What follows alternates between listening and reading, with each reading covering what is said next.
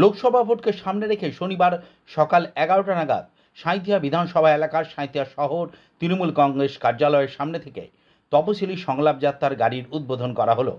এদিন ফিতে কেটে আনুষ্ঠানিকভাবে উদ্বোধন করেন বিধায়ক নীলাবতী সাহা এবং পুরপ্রধান বিপ্লব দত্ত। এছাড়াও ছিলেন প্রতিটি কাউন্সিলর এবং তৃণমূলের নেতানেত্রীরা। সাঁইথিয়া শহর তৃণমূলের সভাপতি দেবাশিস সাহা বলেন, দলের নির্দেশে এদিন তপশিলি সংলাপ যাত্রার গাড়ির উদ্বোধন করা হলো। এই গাড়িটি সমস্ত তপশিলি এলাকায় গিয়ে রাজ্য সরকার তাদের জন্য কোন কোন প্রকল্প এনেছে এবং তারা কি সুবিধা পাচ্ছেন এই সমস্ত বিষয়গুলি তুলে ধরবে।